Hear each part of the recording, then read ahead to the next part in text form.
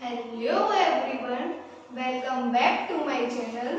Now जैसे कि हमने पार्ट 2 में बीजेटी डिस्कस किया था, बीजेटी के common base configuration, common emitter configuration, इनके सर्किट हम किस तरीके से ड्रॉ करते हैं हमने ये सीखा था।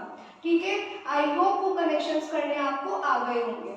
नाउ अब हम कॉमन बेस कॉन्फ़िगरेशन में इनपुट सिग्नल, आउटपुट, इनपुट की बायसिंग कैसे करेंगे, आउटपुट या फिर कैरेक्टरिस्टिक्स कर्व्स कैसे बनते हैं। ठीक है, तो आज हम ये पढ़ेंगे। या फिर जैसे करंट एम्प्लीफिकेशन फैक्टर हो गया, वो क्या होता है कॉमन बेस में, कॉमन एमिटर में क्या होता है, ये सब हम डिस्कस करेंगे।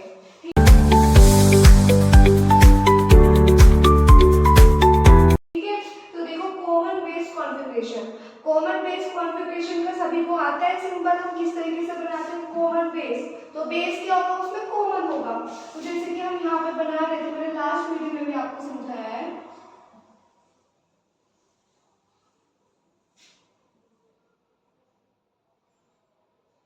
ये हमारा एमीटर हो गया, this is base and this is collector.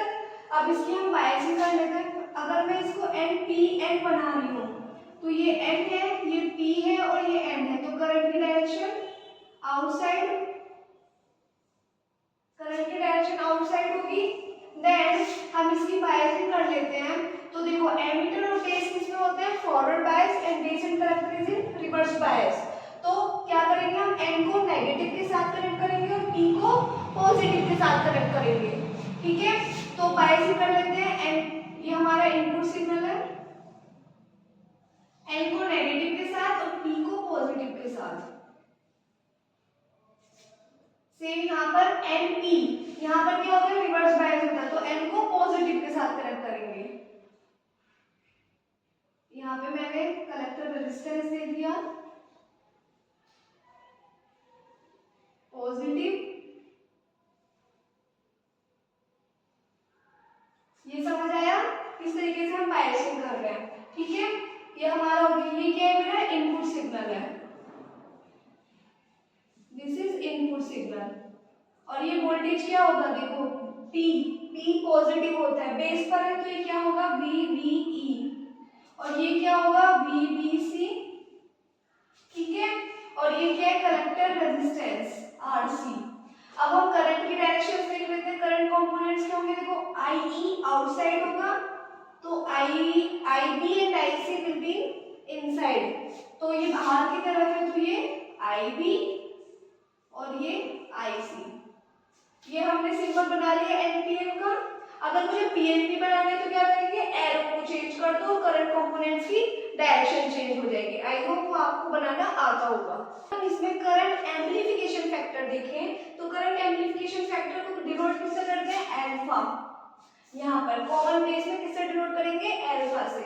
तो अल्फा क्या होता है, del I C upon del I E, ये हमारा करंट एम्प्लीफिकेशन फैक्टर होता है। इस सर्किट में अगर हम देखें तो आईसी हमारी आउटपुट करंट है and IE is in, IE क्या हमारी इनपुट करंट और ये आउटपुट। और देखो ये डेल लगाएगा हमने तो क्या हो रहा है, चेंज हो रहा है करंट में। ये del IC by del IE है तो मतलब करंट में हमारा चेंज हो रहा है, तो इसलिए मैंने डेल लगाया यहाँ पर। ठीक है, जो हमारी अल्फा की वैल्यू होती है करंट एम्प्लीफिकेशन फैक्टर, उसकी वैल्यू कहां से कहां तक लाई करती है, इट्स 0.9 टू 0.99 मींस 1 भी बोल सकते हो। ये अल्फा हमारी, ये अल्फा की हमारी रेंज होती है कि कहां से कहां तक हमारा अल्फा करंट एम्प्लीफिकेशन फैक्टर लाई करता है। इनपुट कैरेक्टरिस्टिक में क्या करते हैं हम, इसमें इनपुट मतलब इनपुट कैरेक्टरिस्टिक है तो इनपुट वाला पार्ट लेंगे। तो इनपुट पार्ट क्या है हमारा, input current is I, input voltage is VBE, तो ये इनपुट पार्ट है और आउटपुट पार्ट ये है। तो इनपुट कैरेक्टरिस्टिक में हमारे कौन कौन से वोल्टेज आएंगे, वीबीई के बीच में हम कर्व बनाएंगे, कैरेक्टरिस्टिक जो शो करनी है वीबीई एंड आईई, ये हमारे इनपुट करंट और इनपुट वोल्टेज है। जब हम इनपुट कैरेक्टरिस्टिक बनाते हैं तो क्या करते हैं, जब हम वीबीई और आईई लिए हैं तो उसमें वीबीसी को कांस्टेंट रखेंगे। क्या करेंगे, वीबीसी केप्ट कांस्टेंट।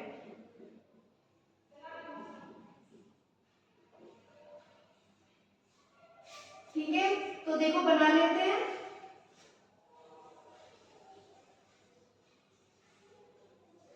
ठीक है, वाई एक्सिस पे जो आई ई होता है वो मिली एम्पियर की रेंज में होता है, मिली एम्पियर, ठीक है।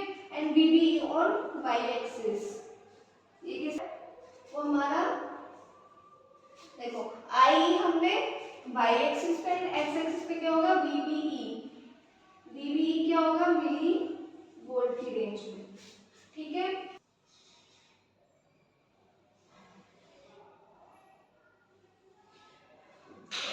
तो इसका ग्राफ कुछ इस तरीके से बनता है, ये क्या हो गया वीबीसी 0 वोल्ट, ये 10 वोल्ट, ये 20 वोल्ट। ये ग्राफ क्या इंडिकेट कर रहा है कि जब हम स्लाइडली चेंज कर रहे हैं वीबीई में, थोड़ा सा भी हम वीबीई में चेंज कर रहे हैं तो जो आई है उसमें भी चेंज हो रहा है एकदम से। देखो वोल्टेज और करंट दोनों एक साथ चेंज हो रहे हैं ना, जैसे कि हमने वीबीई में स्लाइटली चेंज किया देन करंट भी हमारा इंक्रीज हो गया, ठीक है। तो क्या है इसका मतलब कि जो इनपुट रेजिस्टेंस है वो हमारे यहाँ पर लो है, तो इनपुट रेजिस्टेंस को हम कैसे लिखेंगे, यहाँ लिख लेते हैं इनपुट रेजिस्टेंस, इनपुट रेजिस्टेंस क्या होता है आर आई से डिनोट कर लो।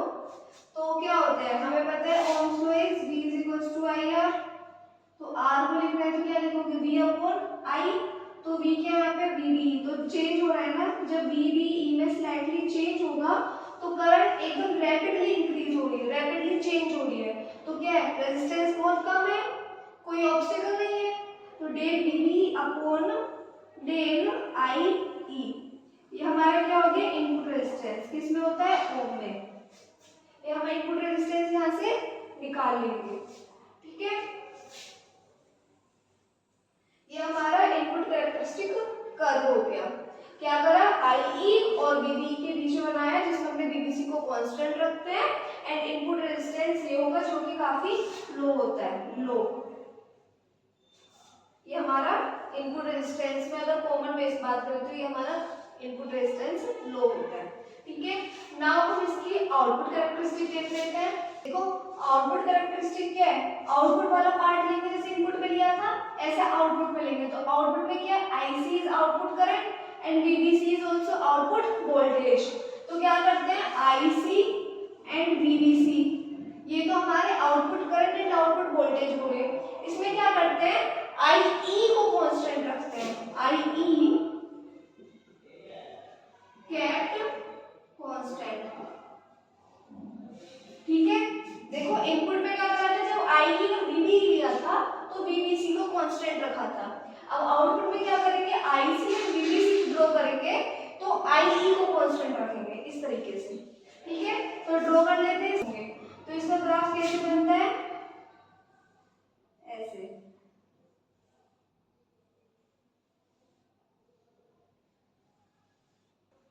तो इसका ग्राफ हम इस तरीके से बनाते हैं, इसको थोड़ा स्ट्रेट बना लेना, तो ये IE क्या हो गया 0 मिली एम्पियर, ये 2 मिली एम्पियर, ये 4 मिली एम्पियर, ये 6 मिली एम्पियर, मतलब आप 2 की रेंज में ले सकते हो, मतलब यहाँ पे आप स्केल ड्रॉ करो उसके हिसाब से आप IE ले सकते हो, यहाँ पे स्केल ड्रॉ करो देन आप ड्रॉ कर सकते हो, तो जो इसका कर्व बनता है वो इस तरीके से बनता है, इस तरीके से, बस आपको ये पता होना चाहिए। तो ये आउटपुट कैरेक्टरिस्टिक हो गया। अब देखो तो क्या आउटपुट रेजिस्टेंस लार्ज है तो आउटपुट रेजिस्टेंस क्या लिखोगे del VBC upon del IC where IE kept constant, ठीक है। तो ये हमारा आउटपुट रेजिस्टेंस हो गया, बट ये लार्ज होता है इन आउटपुट करंट। अब मुझे अगर कलेक्टर करंट लिखनी है in terms of current amplification factor, current amplification factor यहाँ पर क्या था अल्फा, करंट एम्प्लीफिकेशन फैक्टर यहाँ पर हम क्या यूज कर रहे हैं अल्फा, तो अगर मुझे कलेक्टर करंट लिखनी है तो क्या लिखते हैं IC is equals to alpha IE plus I leakage means leakage current, क्योंकि हमें पता है अल्फा क्या था IC अपॉन IE, तो IC को मैं अल्फा IE लिख सकती हूँ और ये I लीकेज ड्रॉ कर लो, देखो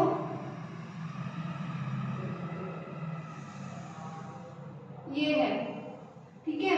तो क्या करेंगे, इसको हमने तो सर्किट को कंप्लीट कर लिया, क्या बना रहे हैं, एनपीएन बना रहे हैं मान लो। तो यहाँ पे क्या होगा, पॉजिटिव नेगेटिव। तो ये तो सर्किट हमारा कंप्लीट हो गया, बट ये हमने ओपन रखा है। यहाँ पे कौन सी करंट फ्लो हो रही है, आईसीबीओ, पॉजिटिव टू नेगेटिव होती है ना इस तरीके से। तो कौन सी करंट फ्लो होगी, आईसीबीओ, कॉमन बेस लीकेज करंट। आईसीबीओ क्या है, common base leakage current when emitter base junction is open।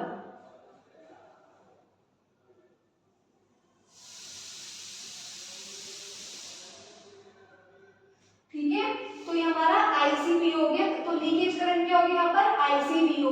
तो आईसीबीओ यहाँ पर आप पुट कर देंगे। तो देखो इसको मैं यहाँ सोल्व कर रही हूँ, IC is equal to alpha IE plus ICBO, ये हो गया। और हमें एक रिलेशन पता है, IE क्या होता है, IC प्लस IB। इस जगह में ये पुट कर सकती हूँ, तो IC क्या आ जाएगा, alpha IC plus IB plus ICBO। Solve करो, देखो IC माइनस एल्फा IC इधर आ जाएगा माइनस में, ये एल्फा IB प्लस ICBO। यहाँ से एल्फा कॉमन लोगे, रख कर देते हैं इधर वाला। जब एल्फा कॉमन लोगे तो क्या बनेगा, एल्फा कॉमन लिया है, सॉरी IC कॉमन लोगे, कलेक्टर करंट कॉमन है ना दोनों में, तो 1 minus alpha is equal to alpha IB plus ICBO। ठीक है, तो IC is equal to alpha upon 1 minus alpha IB plus 1 अपॉन 1 माइनस एल्फा ICBO। ठीक है, तो आज हम इस पार्ट में ये डिस्कस करेंगे। नाउ नेक्स्ट वीडियो में आपको कॉमन एमिटर के input and output characteristic curves बताऊंगी। ठीक है, अगर ये आपको समझ आया हो और अच्छा लगा हो तो प्लीज वीडियो को लाइक कीजिए एंड सब्सक्राइब कीजिए। Thank you.